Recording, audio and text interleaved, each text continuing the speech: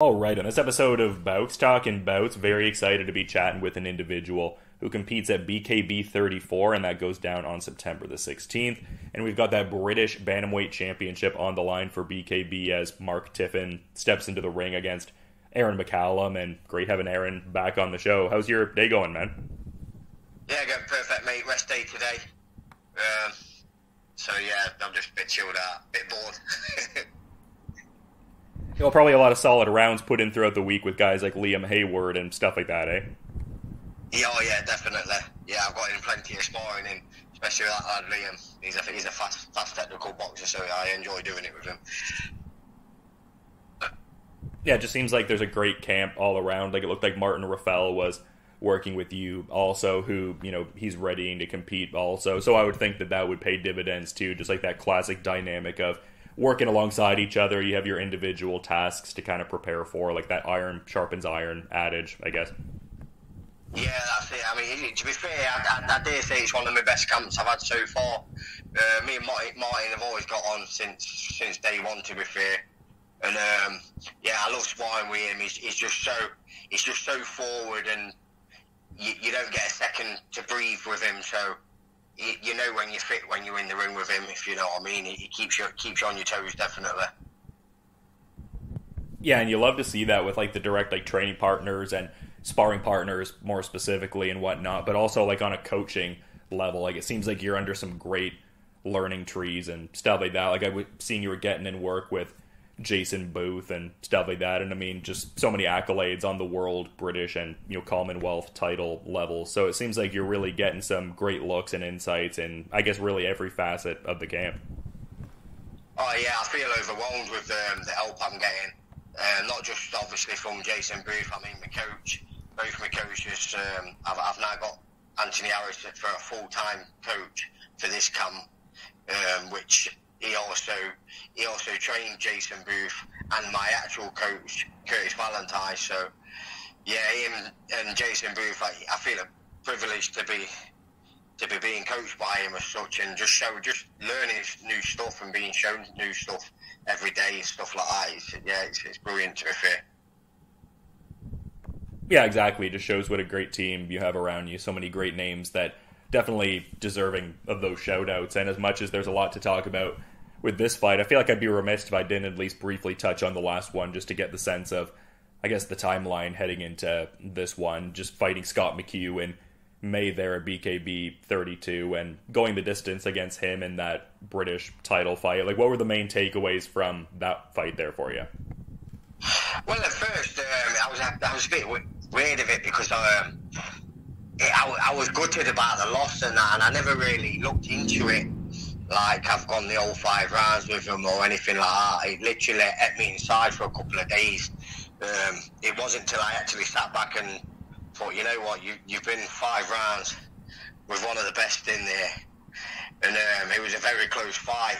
He did what he needed to do, and that was defend his title. I put the pressure on him, everything. So yeah, once I'd sat back and reflected on it properly, there was a lot I could take from it. I mean, obviously at first I was just proper gutted with myself, couldn't believe it.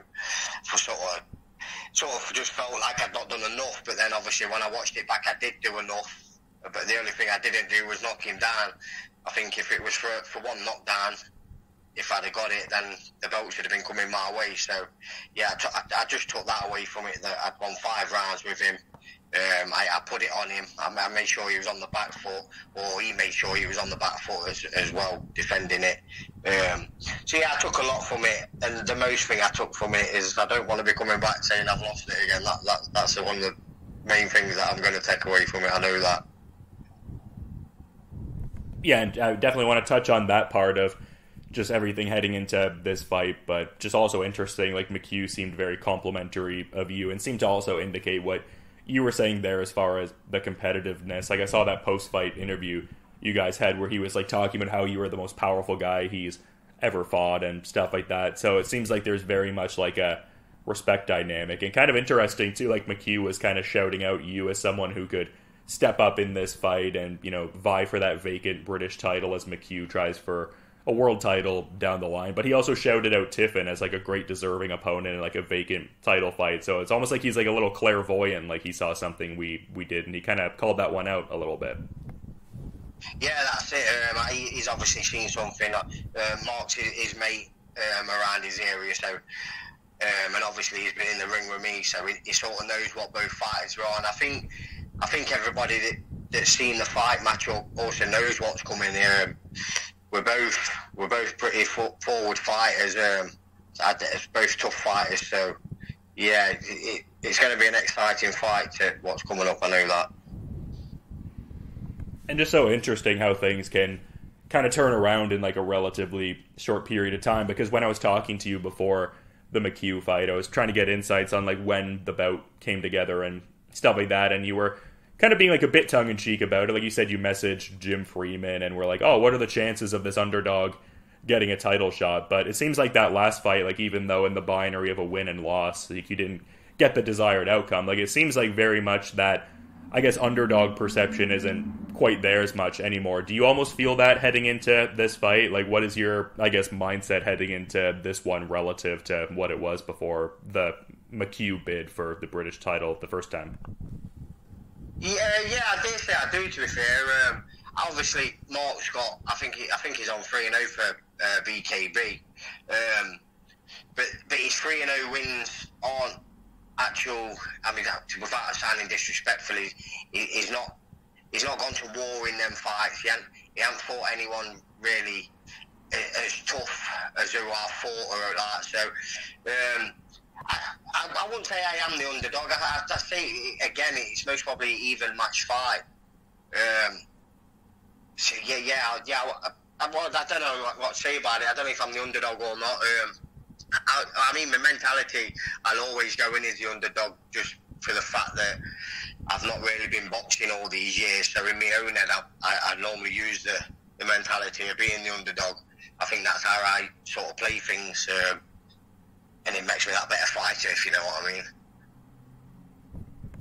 Yeah, absolutely, for sure. Definitely get what you're talking about there. But it sounds like as you were kind of, I guess, getting into like the breakdown of this fight a little bit, like it seems like you're like aware of what he's done so far, just having fought for BKB and also BYB and 100% finishing rate so far. But it seems like just, I guess, the quality of resume and really just the overall experience you have, because you've got like, you know, more than double the fights he has in bare knuckle now. Like, do you think, I guess, maybe like strength of resume at this point and the specific experience in bare knuckle will be like the big variables in your favor here? I would say it would be with the rounds and stuff like that, but I'm not taking anything away from him. He's still a tough guy. The reason that his fights have not gone the distance or anything like that, and it's not because the guys he's fought aren't good fighters or aren't tough. It's sort of just you fight who's in front of you at the end of the day, and he's put all three of them quite quick. The only thing I know that what I'm going to do is I won't be being put away fast. I mean, you're going to have to really put it on me to stop me fast in a quick succession. Do you know what I mean? I know I'm as tough as I come, and I should imagine he knows that. But again, I don't know. Not going to take anything away from him at all. He's still a tough guy. He's doing bare knuckle. We all are. You can't really shy away from him, be it just because they've had a few fights and it's been quick. Do you know what I mean? You still got to know the tough lads. So yeah, I still know he's coming for it. Yeah, for sure. And you did give like a good breakdown of like Scott McHugh's better stylistic attributes when I was talking to you before that particular fight, and we're talking more about like, I guess, the resume and some of the outcomes, but I guess in terms of like X's and O's of like technique based things you've seen him do in the ring, like what would you say some of his better attributes are? Just the way he comes overpowering. I think his best way of fighting is how I was at the start. You just overpower your fighter. Not many people deal with that, you see, but because I'm a short guy and every fight I've had ever, I've always had it sort of put on me, no matter what fight it has been. So I'm sort of used to that pressure of a fight, and when I fought Luke Nevin, he put that pressure on me, and I didn't expect it. But the thing I took away from that fight was to always expect that fighter to put it on you. So that'll never happen to me again. Do you know what I mean? So yeah, I'd say his best attribute is definitely his power, what he comes forward with. But I'm ready for that. I mean, I'll go toe to toe with him if he wants to go face to face, and I'll also box him. The stuff I've learned in this short succession about with boxing and stuff like that, I'm actually outboxing a few decent boxers. I mean, when you look at me and McHugh, I did some decent boxing against him, and then John Collier as well, who's known for being a very good boxer. I outboxed him in the ring as well, so it's all coming together. So I think Tiffin knows that he's got a decent boxer on his hands and someone that can also brawl as well. So he's got a lot to bring to the table. I know that. Yeah, I mean, I think that would galvanize your confidence a lot, because as we're kind of talking a bit here, it's like you're not necessarily one of these guys that like was like steadily boxing through being like a youth and then kind of carrying on through life. Like you're applying like a very strong work ethic to kind of like making up for that fact almost. So that must be, maybe validating is the wrong word, but there must be a certain sense of esteem almost to see yourself in these situations outboxing guys who are much more seasoned, like in terms of just the years they've put into it. I would think that would be very, I don't want to say validating per se, maybe that's not the right word, but there's probably some, positive, uplifting feeling attached to, that playing out as it does. Yeah, I mean, I've always been a fast learner in whatever I do. The way I'm learning, though, you think I was dead young. I do feel young, don't get me wrong, at the minute. Yeah, but yeah, the way I am learning, I mean, you get 18-year-olds, 20-year-olds that can't even learn this fast, really. But I've literally put everything into it, mate, and I'm putting it into it because I want to be one of the best in it. Do you know what I mean? I do put my whole life around it. So I just, and that's a shout out to anyone. If you're that dedicated to something, you can actually learn very fast. I mean, it's took me 18 months to get where I am now. And if you look at the difference from my first fight to now, I look like a completely different fighter all in all. So, it's mad how fast I've learned. Yeah, and it seems like the individual motivation is obviously very strong, but it seems like there would be a sense of pride to come out of becoming the first British champion out of Nottingham, so that's kind of a cool facet of this one too. It is, mate. I can't wait for that to be announced as well, and then hopefully it puts a few more forward from Nottingham to get into it and carry on when I'm done, sort of. And I've definitely got a few years left in me with BKB, I know that, but obviously when I'm gone, hopefully there's a few more from Nottingham that get into it and take my place as such. Yeah, I was going to say, is the plan to, go to the schools and see the kids with Curtis and let them see the belt kind of thing if you get your ideal outcome here? 100%, mate, yeah, definitely. I can't wait to get it out there and just show everybody. I don't think I'll let it leave my side. But just your wording is kind of interesting, like just in talking about the, I guess, desired longevity, like you see a path with BKB going forward for a bit, and I guess in asking that, like obviously not overlooking this immediate opponent, but do you have certain, I guess, specific goals mapped out within that timeline? Like, do you have like an idea of the BKB journey going forward as far as, I'd like to fight this guy or defend the title X amount of times? Like, do you have, I guess, express goals within this like longer timeline you see yourself still, I guess, plying your trade for BKB? Yeah, obviously get this British title out of the way, and I'm a fighter, and in BKB I want to be fighting the best in my weight classes. Whether I'm good enough or not, I feel like I'll be good enough. Do you know what I mean? So obviously whoever Jim and Joe put in front of me is who I'll fight. But yeah, the legacy is to fight the best and beat the best, really. But let's get this British title won and out of the way, and we'll take it from there. But obviously, also fighting in America, Thailand, and the other places I just took up with Kazakhstan and Dubai. If I can get on one of them shows, that's a goal in itself. So yeah, whatever they chuck at me, I'm ready for it. Just leave a legacy, definitely. Yeah, I mean, all great ideas. And I also saw you were at that BYB versus BKB crossover event. So who knows, maybe we get one of these BYB guys fighting you at some point too. Oh yeah, that'd be great. That would definitely be great. I mean, I was hopefully if they do it again and I get on the next show for that and represent Great Britain for that, because that'd be amazing.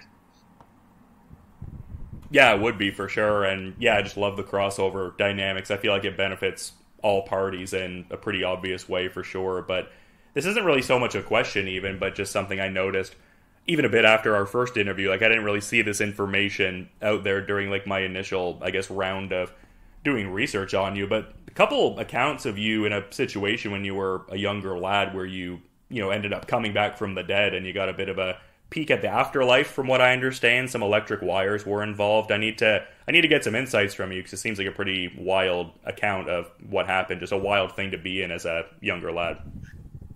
Yeah, I did, mate. When I was 6 years old, to be fair, I've had that many interviews. I don't know who I've told what. To be fair, I don't know if they all know or not, but obviously they don't.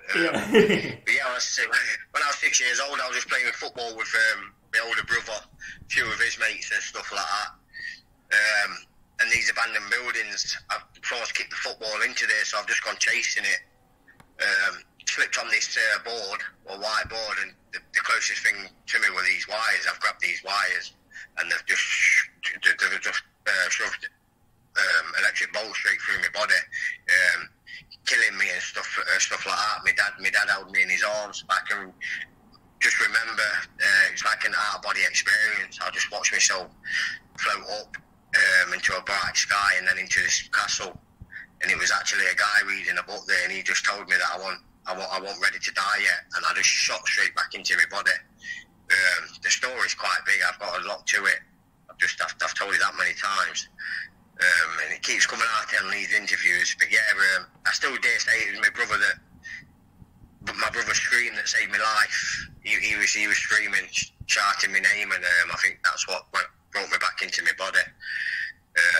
Yeah, but it definitely killed me. I can remember everything like it was yesterday as well.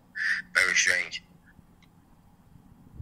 Yeah, and just, I feel like if something like that happened to someone as an adult, it would be like a classic thing of like, oh wow, like I had like this brush with death, like it causes me to value my life that much more, look at things in a certain, maybe more nuanced kind of way. Like, do you, I guess, have that ability to, I guess, have those takeaways as a younger kid? Because I can't even imagine what like an experience would, do to one at that kind of moment. Yeah, I wouldn't say so, because obviously when it happened when I was a kid, obviously I've got all the growing up to do, but I've done a lot of stupid stuff after that, like in my teenage years, and then when I've left school, just took life for granted. So no, it didn't really do anything for me.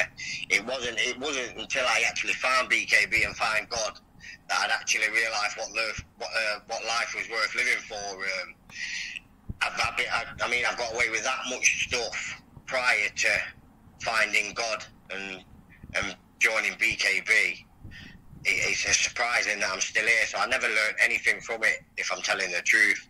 But I dare say now, and all the interviews I have, and the more I speak about it, yeah, I definitely appreciate life more and realise what I have got.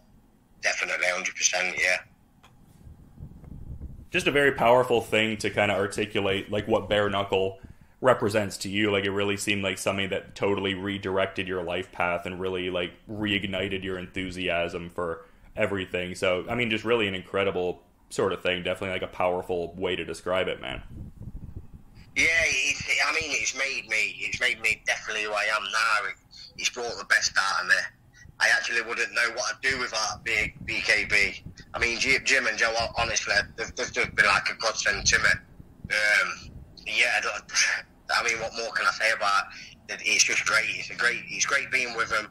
It's great being a part of with all the guys, fighting all the guys as well. Because there's no animosity against any guys or anything like it. I say it again. It's a brotherhood. What they've built. Do you know what I mean? You're fighting each other, but you're still sort of on the friend terms after and before you fight. It's very strange to explain, but yeah, without BKB, definitely I wouldn't know what to do with my life. Even when I'm done, I will definitely be staying in the picture with them and doing whatever I can on the side of BKB, definitely. Yeah, you're kind of just down for whatever. Like, do you have a certain... Sorry, what was that? So that's if they still have me then. I might be a bit old. Yeah, that would be cool, man. I could see you doing like some analyst work or something like that. I mean, it seems like from what you're saying, you're kind of down to just be part of the BKB collective, like whatever they'd be having you do. So yeah, that's great to hear. I could see them still keeping you in the fold for a while. It seems like a great, communal, interaction with everybody in BKB, regardless if you're like a fighter or promoter or announcer, etc. Yeah, it's just what they do for you, mate. Like, I don't know if you get it anywhere else, but I mean, I fought glove boxing and stuff like that for like years ago, done a few fights, but you never really felt part of something. Do you know what I mean? Like they proper keep you on tabs with everything, and they just message you like they're like on the random days and stuff like that. I think that helps. Yeah, it's a weird thing to explain, but they're like your mates as well. Do you know what I mean? It's proper like family. They are. It's great.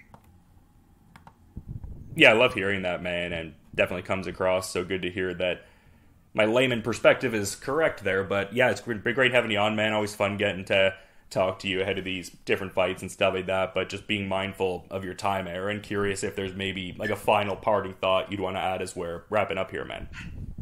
Yeah, no, again, just thanks to everyone that's buying tickets, also who's put money forward for getting the t-shirts, what I've had made as well. All my fans out there, obviously you, Dylan, for taking your time out interviewing me. And let's go, 16th September, we're bringing that title back to Nottingham. Yeah, it's a huge title fight. Yeah, so thanks to all my sponsors as well.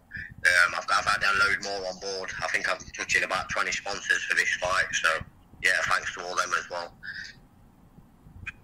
That's really exciting to hear, man. Good to hear you have so many sponsors. And I mean, BKB 34, a big card, so definitely makes sense why they're wanting to get on, no doubt. But yeah, very excited for this Mark Tiffin fight coming up and everything. And again, to reiterate, thanks so much for the time, man. And just, yeah, you have a good rest of your day, Aaron. Thank you. Yeah, nice one, Dylan. Cheers for that, mate. All right, on this episode of Bowks Talking Bouts, excited to be talking to an individual set to compete at BKB 34 on September the 16th. And we've got BKB British Bantamweight Gold on the line with Aaron McCallum and Mark Tiffin stepping out there and throwing some fisticuffs, and very happy to be talking to Mark for the first time on the show. How's everything going there, man?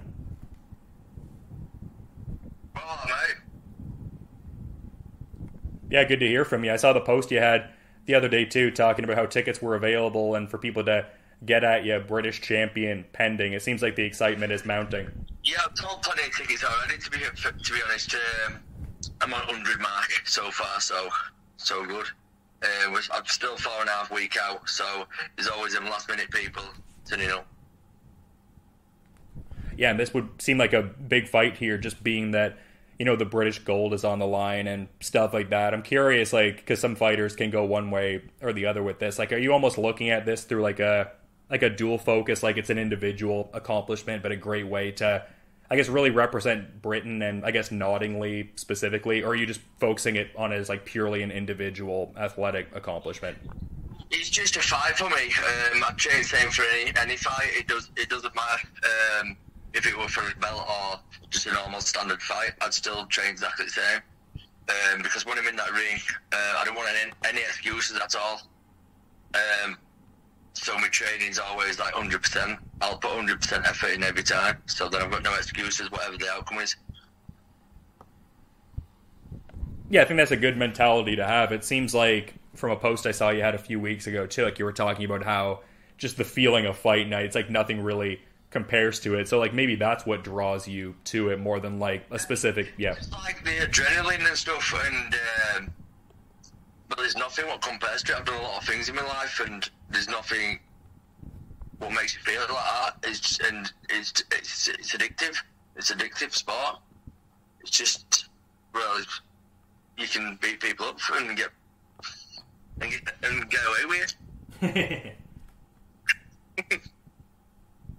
Yeah, and getting back to the O2 here, I mean, not like a totally uncommon spot for you, obviously, being that you've had a couple bare knuckle fights there, but, just returning there after getting to fight in Dubai and in the mighty Trigon as well and everything. So, like, how does it feel to be back at the O2 and back in the, I guess, BKB fold and just their rule set and general methodology, I guess?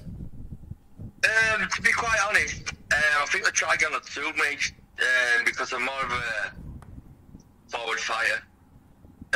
And if they're really, really good boxers in a square ring and a decent size ring, they're going to run away and get away. Obviously, I'm going to capture him at some point. But with the Trigon and with the rule set, if they're stepping backwards, I'm going to cut them off and they're going to be in a corner and they're going to be stuck and they're going to have to fight me. So then it comes down to who's toughest then, type thing. But yeah, this time I've been learning. Well, obviously, I'm still learning on job. To be honest, I've got no amateur background, no boxing background, no MMA background. I've got no background at all with any combat sports. I've just turned up. I had a fight in some A Bales. I just put my name down, drunk in a pub one day. All my mates wanted me to have a fight, so I put my name down whilst I was drunk. And then I've ended up turning up and I had a fight. I won. I enjoyed it. And then a company called Bad to the Bone messaged me, asked to see if I wanted to go on there. And then I said, yeah, I started training. And then I thought, well, I had 8 weeks left. My training camp, I started because I used to do like 11, 12-week camps. So then, it was 8 weeks out. And one of my mates said, do you fancy a game of rugby? And I usually played rugby anyway. So then I said, yeah, I'm 8 weeks out, I should be alright. And then I ended up doing all my ligaments in my knee. So then I had a big brace on and waiting for operation. I had a big brace on for it, well, it meant to have been on for 3 or 4 months. But I took it off 2 weeks before my fight. So I had no training at all. It's heaviest I've ever fought, no sparring, no nothing. So then I went to Stoke-on-Trent after just trying to walk on my leg for 2 weeks because I couldn't walk on it. And then I thought I won that. And then BKB got in touch with me because I knocked the kid out. They got in touch with me and asked if I wanted to fight for them. So then I went into that as well, did that. Still didn't do no sparring because I didn't like it. And then I fought Toby Binden. I sparred once before that. And then I went to Dubai. I sparred a bit before that. Then this camp I've done more sparring than I've ever done. And, like, what's informed the turnaround on the sparring there? Like what's the mentality, I guess, here?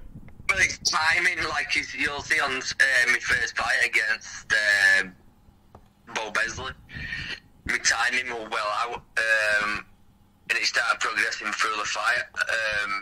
That's due to obviously not sparring and not knowing my distances and stuff like that. But with sparring, you find any timing and all that carry on. So it'll start straight from off this time. Yeah, and it would seem like the Robinson twins have really helped in that kind of regard, and just Anthony Holmes kind of helming the training. Like, do you really credit those guys as, like, you know, key parts of, like, this learning curve too? Because, like you said, yeah. Well, I started with Ryan and Jay Robinson. They've been there since day one. They've been there all the way through, to be honest. Anthony Holmes, he started on my Toby Binden. He trained me for that. With the twins, and this time I've had the twins. I've had Anthony Holmes and a lad called Neil Wayne. If you know him, he fought at high levels. He's a really good coach. He trains Anthony Holmes himself. Yeah, he's got a really good IQ. Has this been an exciting, I guess, learning curve for you? Because, like you were saying, because I saw an interview where you were referencing that, like, after your sophomore bare knuckle fight, you were like, oh, I've had, like, a few scraps in a pub, but, like, not, like, a normative background. Like, I guess in saying that, like, how exciting is this learning curve now where you're, like, ready to fight for a title and, yeah. It's very exciting, to be quite honest, because I'm learning as the job as I go on. Each fight, I'm learning. I'm just getting better every single time.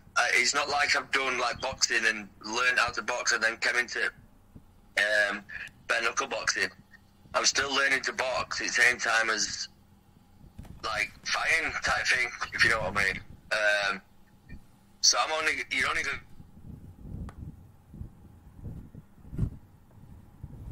to see me getting better and better and better. My movement is 10 times better. Like in all my fights, what you see is just been aggression. I haven't even thought about because I have never settled in a fight so far. But I know I can box and in sparring, and I'm sparring every week with some kids and against really good boxers, and I'm picking them off, to be quite honest. So this time, hopefully, if Adam McCallum don't fall on me, I'll settle and I'll become a better fighter, and people will see what I'm about. And I guess just like looking at this opponent, just like the caliber and the experience, does this strike you as a fight that will give you that platform to showcase like more of like a comprehensive skill set? Yeah, I'm going to have to knock him out to stop him, and that's what I like about it. This is what I'm looking forward to, because I'm going to have to knock him out. I know his game, so yeah, I'm going to have to knock him out to stop him, and that's what excites me, because he's got to do the same to me, because I'll never quit. Yeah, I mean, he strikes me as like a fairly durable guy, so I feel like that would be quite the feather in the cap for you. Yeah, definitely, yeah. But we've both done the same. We've come from no like boxing backgrounds and all like that. He used to be a bodybuilder before he started this. So he'll be learning on job as well. So I'm looking forward to it, to be quite honest. Yeah, for sure, and yeah, just an interesting fight for sure, just being that he previously fought Scott McHugh for the gold. But I guess something I thought was kind of interesting, like they were doing their post-fight interview and everything like that, and he was suggesting Aaron McCallum had that skill set to be in like that next title fight as Scott McHugh was vacating that British title to try to vie for a world title. But he also shouted out you as well, McHugh did. He was like, oh yeah, we should get Mark Tiffin in there too for the vacant title fight. I was there, I was just behind the camera at that point. Yeah. And I'm really good mates with Scott, and that's the reason why he vacated, because both of us were going to be in that tournament with me and Scott. But we just came to an agreement that he wanted to be in this tournament, and he was going to vacate belt so I could fight for it. It was because I was next in line, so, and he wanted to be in the tournament, but they were going to put both of us in the tournament. So that's what happened. And I'm trying to find a way to phrase this question. It's just curious because I'll talk to certain fighters who do have that normative martial arts background, and I guess winning a title to them represents almost like actualizing like a childhood dream into reality. Like, what would winning this belt represent to you? Like, would it represent demonstrable improvement, like a certain place in the bare knuckle hierarchy? Like, what would a title win represent here if you get your ideal outcome? It means a lot to me, to be quite honest. It really, it's like an achievement, because I only started like a year ago, and from coming from no, well, I've got no background of fighting. From coming within a year, becoming British champion, I think it's quite impressive, and not sparring for the first couple of fights either. So I think it's really good. I think. Well, all the lads who are fighting for BKB, they've all got backgrounds. They've all done some kind of boxing or MMA or something like that. So yeah, it means a lot to me. To prove that you can, it doesn't matter what age you start, there's always that possibility.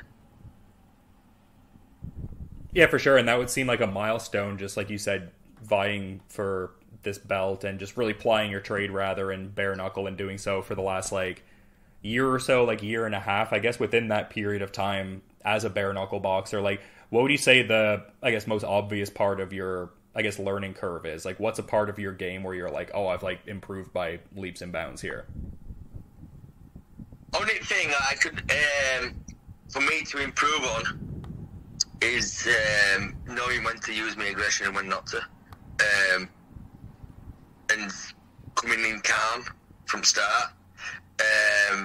Because I think there's so many bad things as soon as when I'm walking out, my head's just gone. I just want to hurt him so bad.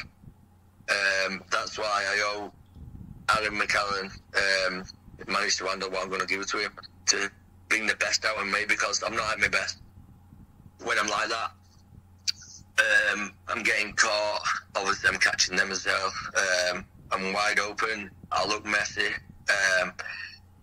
But if he weathers a storm and I start getting a bit of respect for him and me settle down, then it's going to be an harder fight for him and a lot better for me.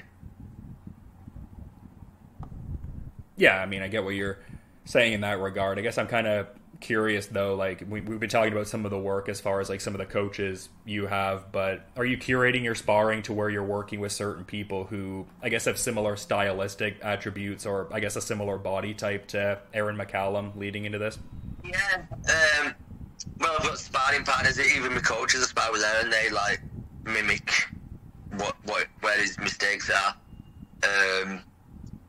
So we're working off stuff like that. Ryan Robinson, and Jay, they're similar size to Adam McCallum.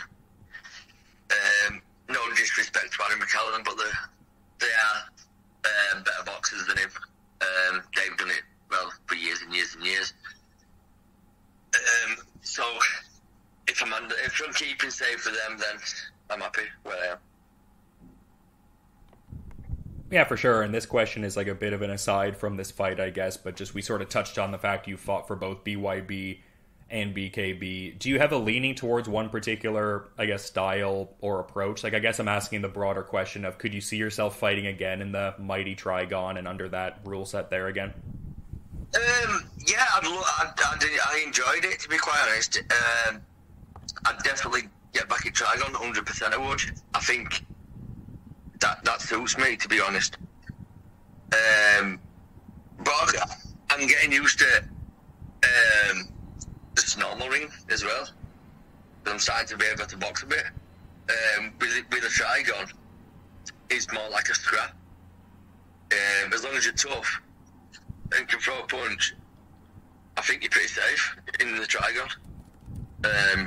Like majority, like really good boxers, obviously no one wants to get hit, but they like try and avoid it best in the crumble when they are getting a lot of pressure on them. But in the Trigon, a really good boxer is going to get stuck if that's the only tool they've got. Yeah, I just love to see it. It's just, I think it's such a great thing for the fighters and just the sport of bare knuckle overall. Just like the cross promotional dynamics, like the best of our league versus the best of your league. I feel like it just uplifts everyone. Yeah, that's good. How they're doing cross promotions type things. Yeah, that's really good. It's like a bit of a tournament between us and you. It's really good. Yeah, definitely. I want to get this win over and done with. And definitely, I'd love to get back in that Trigon, either over in O2 Arena or over in States. Yeah, so many opportunities. But speaking of cool promotions, I saw you had a poster up on the Instagram a couple weeks ago. You were saying, what a poster, father and son on the same card, just yourself and Fraser Tiffin. It was show that would just after Dubai. I wasn't going to fight because I didn't do no training or anything. Obviously, I'd had a massive camp for that Dubai job. And then I wanted a little bit of a rest. But then my son got matched, and it was his first ever bout. And I just thought, well, I think it'd be nice for father and son to be on the same show. So I just took it. I didn't do no training. I was fit anyway from my last fight from the Dubai. So we were only like maybe 3 weeks after. So I didn't really need much training anyway. Yeah, it was good, and we both came back with win. Yeah, so cool. I feel like that's something you guys can talk about just for years and years to come from now. That's awesome to hear, man. Yeah, it was unreal. Like, I've never ever, like, you get like bits of nerves, like adrenaline type thing. But I was emotional. It was the worst time of my life. I was so excited just to see my little boy in there, but I was so scared as well. Thinking if whatever happens to him, I can't help him, and stuff like that. And I teared up, to be honest. I was in his corner. And I teared up, thinking, well, they don't even need me now. Like usually, your kids look up to you, and I would just stand in his corner thinking he's doing this off his own back. He's not a caring world. It was absolutely unreal. I'd have to wake him up it was fight day, and I had to wake him up out of bed. I said, Fraser, you fighting tonight? He says, oh, yeah, I know. I said, so what are you doing in bed? Yeah. He says, well, it's his first ever fight, and he says, oh, it's only a fight, innit? And I said, well, what do you mean? I said, mate, you need to understand what you're doing. So they've got on PlayStation, like nothing's happening. And I thought he's a bit too cool here. Anyway, when we got there, he's getting his hands wrapped and stuff like that. And I says, are you feeling all right? He said, yeah, I'm confident, I'm ready. And I thought, Jesus, he just wasn't bothered one bit. Even in the walkout, I just thought, Jesus, it just wasn't bothered. And I thought, is he too confident, or does he realise what he's getting himself into? And he just took it like a duck to water.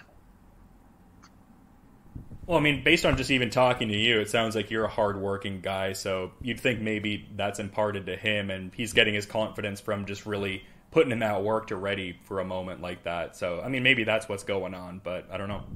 Yeah, I couldn't believe it. He got out of me, and he was like really excited. He won. I had a bit of a tear in my eye. I thought, Jesus Christ, I never thought I'd cry or something like that. But it was just like emotional, and I realised, oh, I'm on next, so I need to get myself sorted. Yeah, it was good. Enjoyed it. Well, yeah, I'm looking forward to this next fight.